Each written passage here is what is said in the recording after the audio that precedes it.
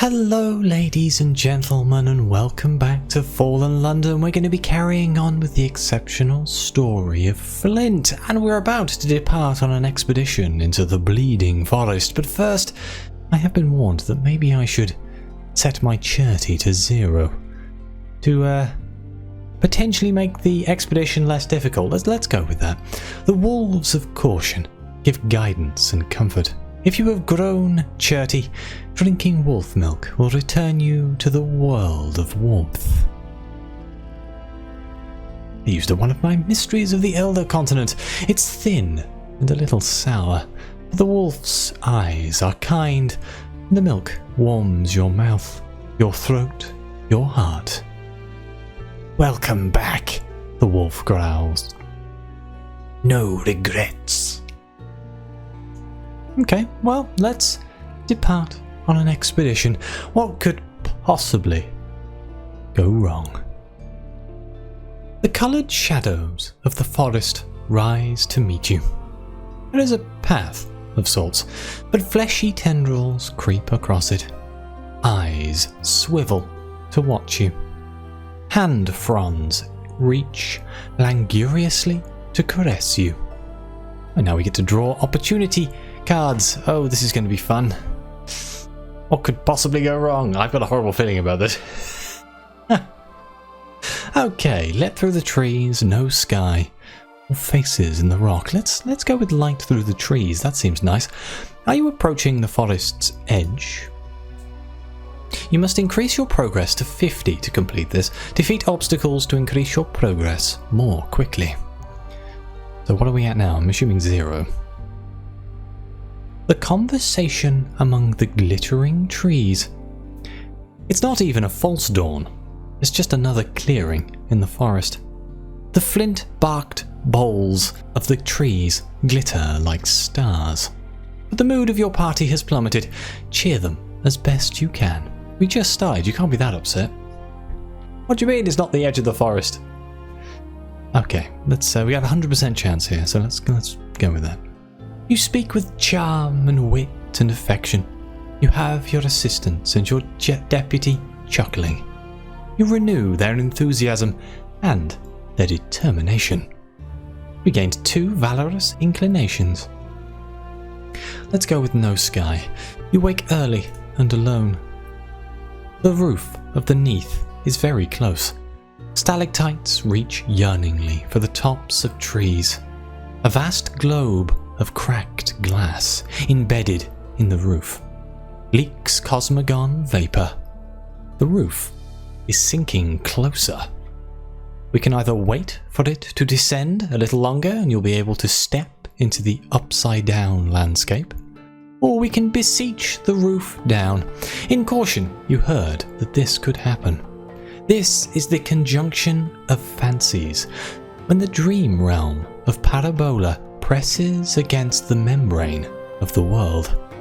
Seize your moment, and this is going to use one of our foresighted plans. You speak sweetly to the skin of the sun, that great cracked glass globe, and the roof descends more quickly, until it locks into place a mere yard away, with a grinding crunch. You step from stalactite to stalactite, bobbing expertly in ungravited sky. Warmth from beneath the cracked glass fills you with lazy joy.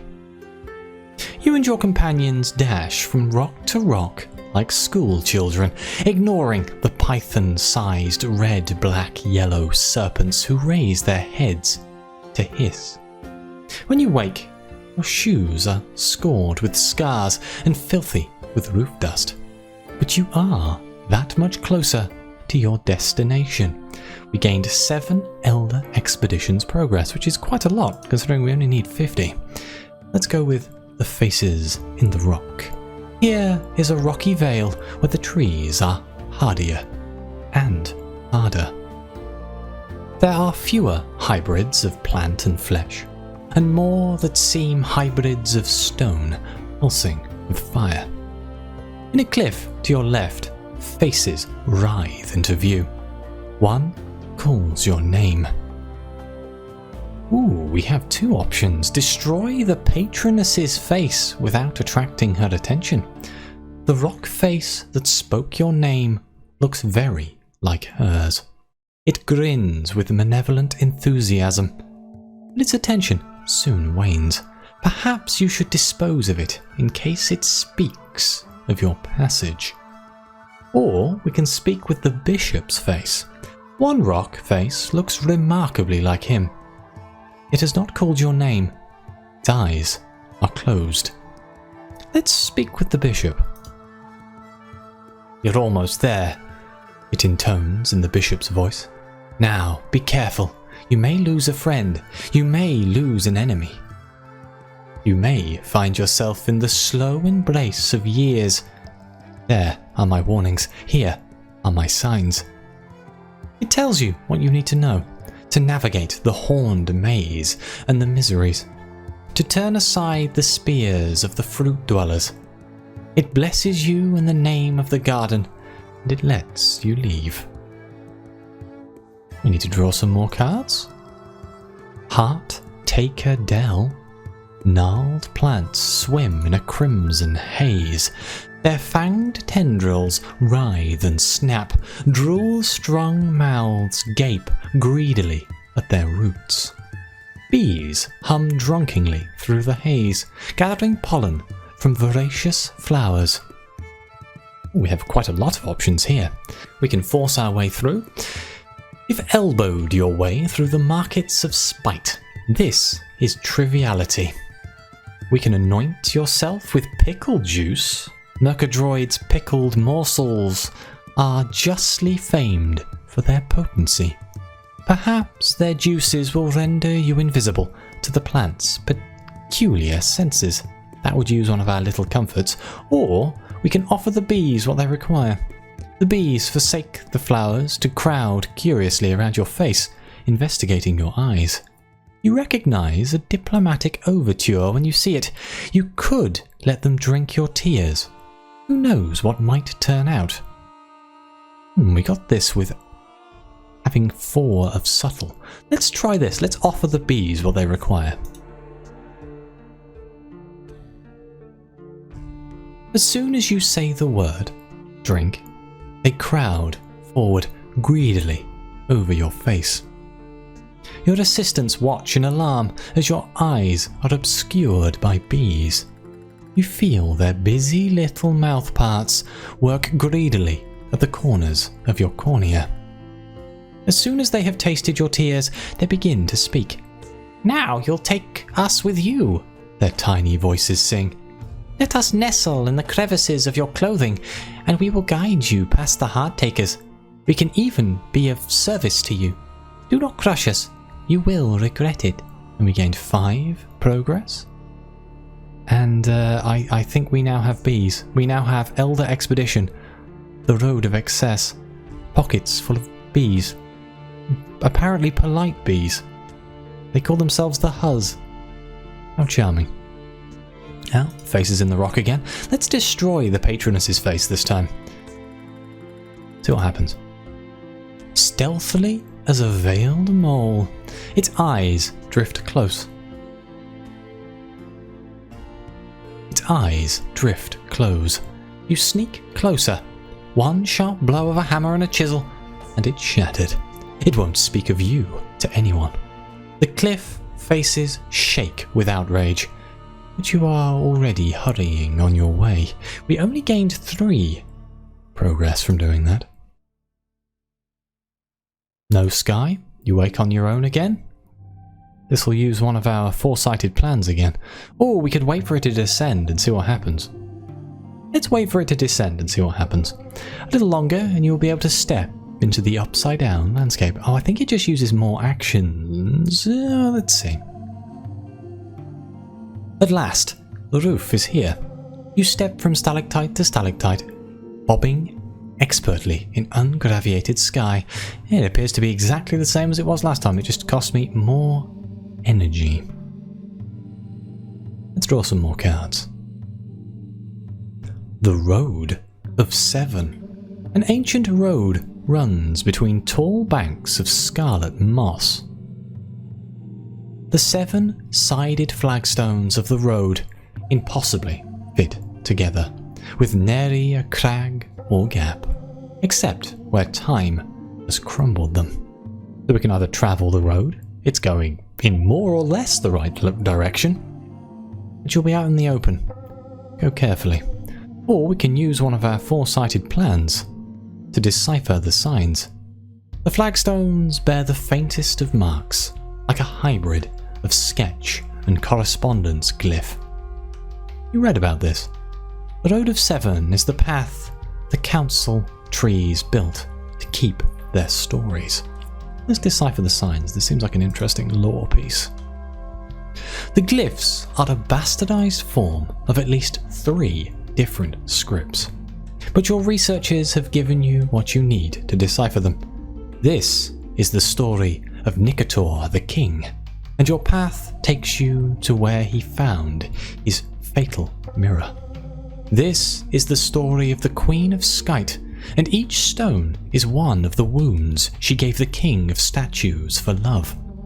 This is the story of the escape of the Shames from the mountain's garden. Your companions murmur when they see the shapes of the Shames depicted. You look up. The road ends here. You have made excellent progress. Yes, we gained 7 expeditions progress. We're now at 36. Still need to get to 50. Another new one here, the River's Call. The path strays down to the nameless river's edge. A boat waits there on the shore, its hull dark with blood. "That's the ticket," an assistant says, seizing your sleeve. "We'll make much better time." So we can either refuse to travel by boat. It waits, innocently glimmering in the bloody surf. Its planks are carved and enamelled, like a forest. There is something uncanny about it. Or we can go carefully. What here isn't uncanny? Let's take a boat trip. Let's take the boat. We have a 100% chance of using our dangerous skill. We pinch ourselves awake. The boat is, conveniently, large enough to seat you all. You steer carefully as the current takes you downstream, past hills wreathed in bloody fog and glittering with quartzy trees. Past eyeless, shore-dwelling, kind things that raise their heads to snuff at you. Past miniature towns populated by warring spiders and ants, both the size of cruets. A drowsy numbness steals over you, but you resisted. You slap it out of your companions whenever you see their eyes glaze. At last, the boat comes to rest on a rust-coloured sandbank that chokes the river. Its carved eyes watch reproachfully as you disembark. Hey, we gained 5 progress. Could be worse. Ooh, the house of the map. A shack stands by a stream. A lamp glows in the window. The door stands ajar. Within, the walls are crowded with paintings, views of the forest, of the mountain. The shelves are filled with flaming, brilliant pigments. The air is choked with colour. If we had cherting, which I got rid of, oh no, I need cherty 3. We could use that with luck, but we do not have that, so we're going to search for supplies. All very striking, but is there anything here of use? You and your companions rifle through the hut. Pots and pallets of paint fall, bounce open, spattering the planks with sapphire blue, rose red, a green halfway between jade and moss, until the surface of the floor resembles a night sky of nebula set aflame. The paintings glow with colour. Outside, the trees shiver in an unfelt wind. You find salt, bandages, a rope, and we gained a little comfort. I feel like we just ransacked that poor shack. Wasn't quite what I was going for. Ooh, the village fruit. Here, the trees are colossi, big as the stalagmites of wolf-stacked dogs. A gall-ridden fruit hangs from the biggest bough of the biggest tree. Villagers in woven gull fibre watch you warily from the fruit's hollows. Okay, so we can either ask them for assistance. This far into the jungle, they're unlikely to be citizens of the Presbyterian. They won't respond to Presbyterian passphrases, but perhaps you can make yourself understood. We have to shout at them, clearly and only in English. That's bound to work. We can hire a new assistant with supplies. You have these shiny things, these tasty things, and these squishy things. That'll use a little comfort. Or we can ambush one to hold hostage. This will be difficult. You'll likely lose an assistant even if you succeed, but you can compel their help. Let's hire them with supplies. A little bit of trading here. We stole the supplies from the hut anyway. The villagers disdain the shiny, the tasty, and the squishy. They are delighted, however, to see that you have a stack of emergency penny dreadful cereals tucked away in your luggage. They clamour for them. In a peculiar melange of Latin, English, and the Presbyterian tongues. Apparently, London's literary penumbra extends even this far. A volunteer eagerly commends himself to your care, and the village offer you advice, supplies, and a clean liquor which lifts a little of the stony heaviness from your limbs. So we lost a little comfort, but we did gain a foresighted plan, and we gained an assistant. Uh-oh. Obstacle. The road of excess. The bees, nestled in your clothing, the huzz, they call themselves, are whispering to you again. We choose to make our home here. You will assist us. I would love to, but I don't have enough little comforts. Oh no, so I have to ignore them. But if I had 5 little comforts, I only have 4 because I just used one. I could have freed myself of the bees. You have enough aromatics and insecticide. You could make life very difficult for them. But no, we're going to have to ignore them. Let them do their worst. They seem disinclined to sting you. They do attempt, very desultorily, to build their hive in your hair. Whenever you wake after resting, you find your eyes sealed with wax. You have to pick hive fragments from your scalp. You melt and collect the beeswax. While the bees complain, it may yet be useful.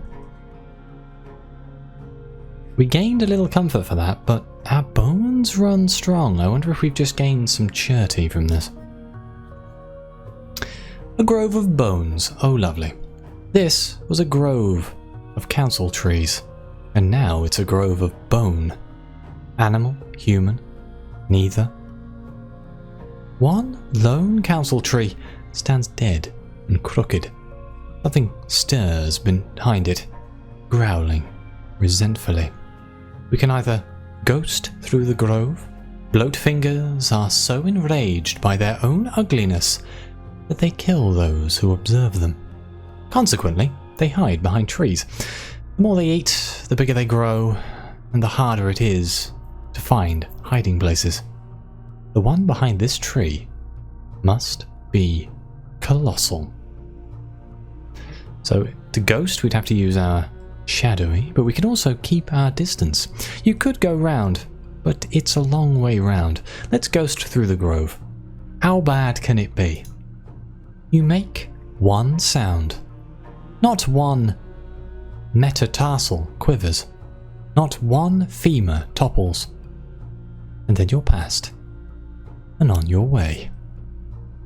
And we gained 7 progress. We're at 48. We need 2 more. Ooh, the tigers of wrath. The surface of a mirror-dark pool trembles. The shadows beneath the trees bend and quiver. The forest shakes. Blood squirts from the ground beneath your feet. Salamanders slink, hissing from the grass. Tiger heads break the pool's surface. War! A voice cries. War! We can avoid the conflict. When the kingdoms of the Presbyterian clash in mystic struggle, the best place to be is elsewhere. It'll take you out of your way, though. Or we can avow your neutrality. Recall whatever formulae you can and use them convincingly. You may be able to pass unscathed. Success will replace your passphrase with 5 mysteries of the Elder Continent. I think we can afford this. Let's avow neutrality.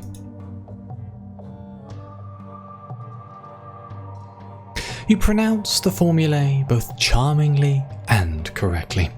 The salamanders set aside their weapons. The tigers cease their roaring. The pool still brims with angry life, but both sides take the time to greet you, to offer you stories and riddles and elaborate Presbyterian jokes. They send you on your way with helpful directions. The moment you're away from the pool, they fall on each other again, like flood and fire. We gained 7 progress. We lost 1 passphrase, but we gained 5 mysteries of the Elder Continent, which seems like a very good trade. But we're at 55 now. I wonder if we'll find a way out. A bed of roses. Dresser with cloisonné, knickknacks, bookshelves, dining tables and chairs, armchair and a sofa. A neatly made up double bed. Not expected for a London townhouse, but unusual for a forest clearing. Leaves, flowers, droppings, blood, festoon, everything. But we can either rest a while, or we can examine everything carefully.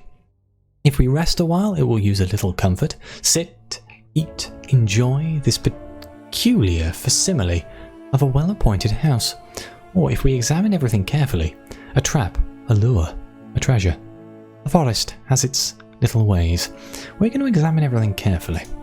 The furniture is convincing, very convincing. When you look closely enough, you find evidence of its vegetable origins. The cushions bruise slightly when sat on, emitting a faint, savoury odour. The legs of the table are rooted in the soil. The tabletop itself. What's this? There are patterns in the varnish, like fungus or the rings of a tree. Look closely. It's a map of the surrounding area, detailed down to the last bat pit and stream bend. We gained another 7 expedition progress.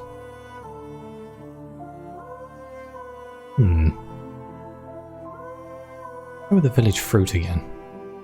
Let's ask them for assistance. Let's see what this does. This far into the jungle, they're unlikely to be citizens of the Presbyterian.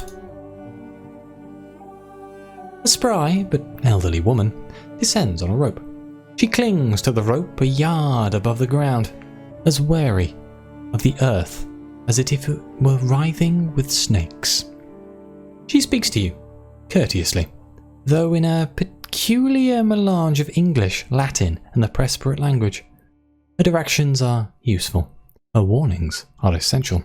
She waves away your gratitude and scampers back up the rope like a squirrel. We've got 69 Elder expedition progress.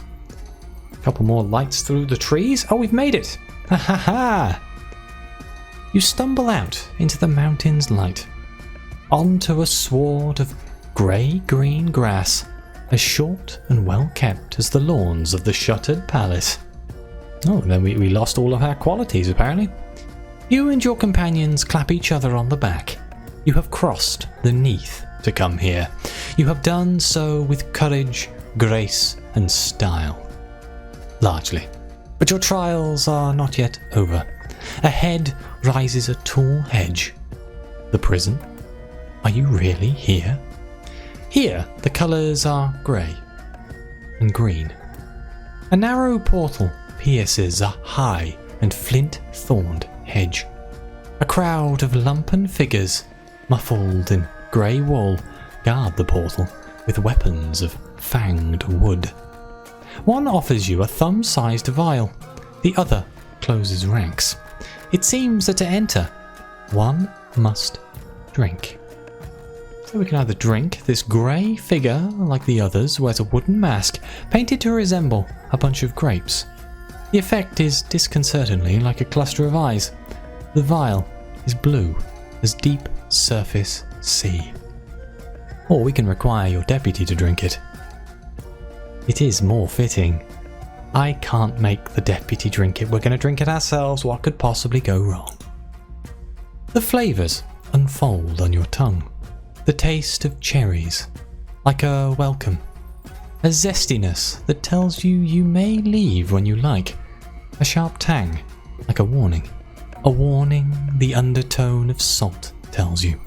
That you should be careful whom you wake. A forbidding slantiness that informs you of your obligation not to touch the fruits of the prison. The grape-masked figure bobs a friendly bow. The dissipating berry aftertaste tells you helpfully that this is a vigneron, a winemaker. Beyond the portal, in the hedge, a peaceful space opens. A grey-green lawns and grey gravel paths of trellises of flint grey vines and statues. Everywhere, statues. Many have been sculpted in the act of raising a cup to their lips. Interestingly, the vigneron has offered you 2 cups. He indicates clearly that you should drink from the smaller cup first. Drink from the first cup, a thimble-sized cup of milky fluid. Another message draft? Or we can accept the second cup, but do not drink it yet. A beaker of pearl grey fluid.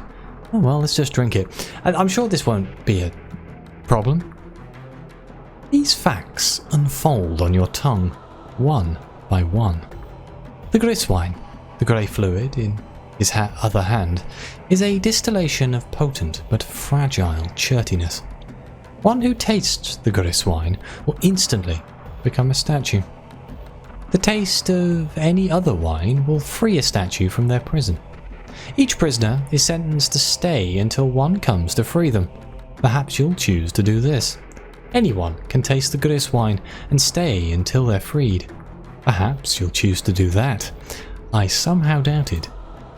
What a bizarre prison. Let's accept the second cup, but not drink it. The vigneron looks from the cup to the statues, and the statues to the cup. The implication is clear. Taste, and you'll become a statue. Other vignerons pass out similar cups to your companions. You now have 1 grisswine, so we can use this grisswine to turn someone into a statue? Or is that the one that frees them?